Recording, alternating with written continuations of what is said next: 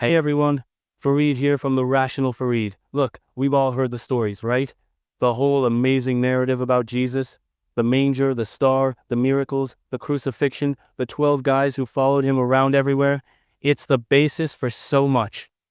But have you ever stopped to think, where did those stories first show up? Like the absolute earliest writings we have from the Christian movement? Because here's the thing that absolutely blew my mind when I first dug into it.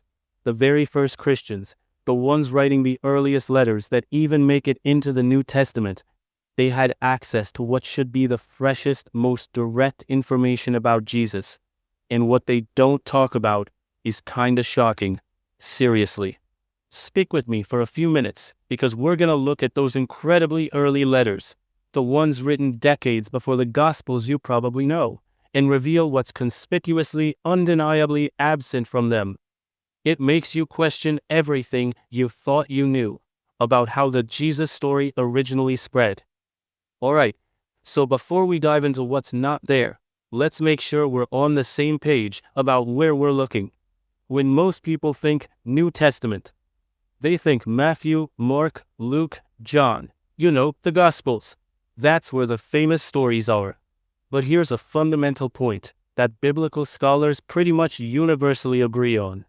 The Gospels weren't the first things written. Not even close. The material considered earliest, predating the Gospels by decades sometimes, is actually the collection of letters, tucked in right after Acts, the Epistles. We're talking letters mainly from Paul, but also attributed to folks like Peter, James, John. These aren't biographies though. Think of them more like emails or memos from the early days of a startup. They were writing to different Christian communities, sorting out arguments, explaining beliefs, dealing with organizational stuff. There are 21 of these letters in total, adding up to around 60,000 words. That's a significant chunk of writing. Now, if Jesus was this recent, incredibly impactful historical figure, walking around, doing miracles, giving famous sermons, getting crucified in a very specific public way, and if these letter writers were his direct followers, or someone like Paul who claimed direct revelation from him, then these 60,000 words, written closest in time to the events, should be our absolute best guide, right? Our most reliable witness to the truth about him. So, the question becomes, what exactly do these earliest, most important documents tell us about the Jesus story everyone knows? So, we've got these earliest writings, the epistles, 60,000 words from the guys supposedly closest to the source, right? Logic dictates they'd be full of details about the most important stuff. But here's where it gets genuinely weird. In all of that text, from all of those writers, there is absolutely nothing about Jesus' birth or his early life. Think about the Nativity story, It's foundational, right? Well, in the epistles, you won't find a single mention of Mary, his mother, no Joseph, no Nazareth, where he supposedly grew up, no Bethlehem, where he was supposedly born, no star, no wise men, no shepherds, no census, nothing about a virgin birth. Not one word, not one casual reference, across 60,000 words. It's like the entire Nativity narrative, this huge, central story, simply wasn't part of the belief system yet for the people writing the very first Christian documents.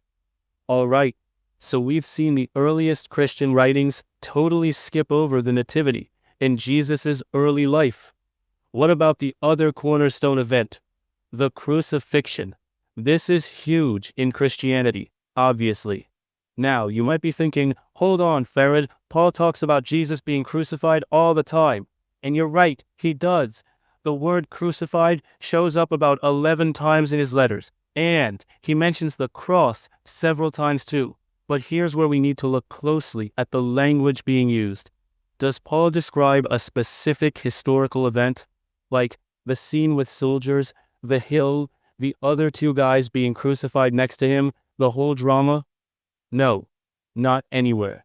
Think about that line from Galatians, where Paul says, "Before your very eyes, Jesus Christ was clearly portrayed as crucified." Portrayed? That's a really interesting word choice, isn't it? It doesn't sound like an eyewitness account, or even a second-hand report of a recent public execution.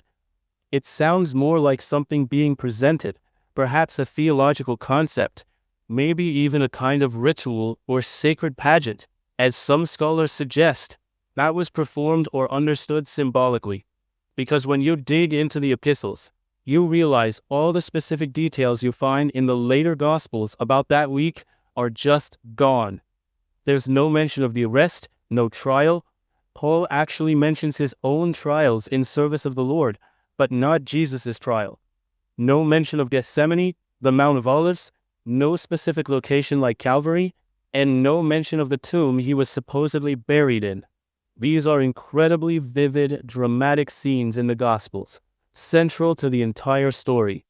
Yet in the earliest documents, written closest to the supposed time, these specific historical elements are completely absent. It's another massive blank space where you'd absolutely expect to find detailed accounts if they were widely known facts at the time. Alright, now for maybe the most telling absence of all. Think about the Gospels again. Who are the main characters besides Jesus? His 12 disciples, right? Matthew, Mark, Matthew, Peter, James, John, Thomas, and Judas Iscariot even. You'd expect letters written by the early leaders of this movement, especially letters supposedly between them, to be full of shout-outs to these guys, the core group who were supposedly right there with Jesus, learning from him. But guess what? In all the epistles, you find almost no mention of disciples. None of the specific 12 from the Gospels are named as disciples. Now, they do talk about apostles. Paul calls himself an apostle. He talks about other apostles. Peter calls himself an apostle. But here is the absolutely critical distinction, and it's not just splitting hairs. Disciple and apostle aren't the same thing. A disciple is a student, a follower, someone who learns directly from a master. Think of an apprentice. An apostle, on the other hand, is a messenger, someone sent out with a mission or a message. They don't need a living master right there, teaching them. And the earliest Christians, they consistently referred to themselves as apostles, messengers of a gospel message. They didn't call themselves disciples, students of a specific earthly teacher. You look for mentions of the 12, or specific names like Matthew, Andrew, James, Thomas, Judas. They're simply not there in the epistles in the context of the gospel narrative. This tells us something huge. The earliest followers of this movement seem to have been focused on a spiritual or theological Christ, whose message they were sent out to preach, not on being students of a specific historical guy who walked around with 12 chosen followers. It's like the whole concept of the 12 disciples from the Gospels wasn't even part of their foundational understanding.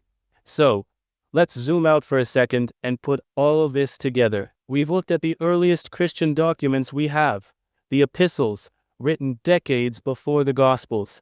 And what did we find? We found no nativity story, no virgin birth, no Bethlehem, no wise men. We found no specific historical details about the crucifixion scene, no Calvary, no tomb, no trial, just talk of Christ being portrayed as crucified. And perhaps most strikingly, we found virtually no mention of the 12 disciples, the guys supposedly walking around with him, only apostles, messengers of a movement. What does this tell us? It strongly suggests that in the very first phase of Christianity, the focus wasn't on a detailed earthly biography of a specific historical figure with a specific life story. The earliest evidence points more towards a belief in a spiritual, theological, or symbolic Christ. The familiar story we all know from the Gospels, the one with all the specific places, people, and events of an earthly life, seems to be a later development. It's simply not present in the writings of the people closest to the purported events. So there you have it. When we go back to the very first writings from the Christian movement, those crucial epistles, we find a picture of Jesus that is dramatically different from the detailed life story presented in the Gospels that came later. The Nativity, the specific crucifixion events, the 12 disciples, they're simply not part of the earliest evidence. It's a powerful reminder that when we're trying to understand the origins of beliefs, especially big, world-changing ones, we have to look critically at the evidence, starting with the absolute earliest sources available. That's what we're all about here on the Rational Farid, following the evidence wherever it leads. If this analysis got you thinking, please give the video a big thumbs up. Let me know your thoughts and questions in the comments below. I love reading and responding to you guys. And if you haven't already, hit that subscribe button and the notification bell so you don't miss out on future explorations of history, science, and critical thinking. Feel free to share this video with anyone you think would find it interesting too. Thanks so much for watching, everyone. I'm Farid, and I'll see you in the next video.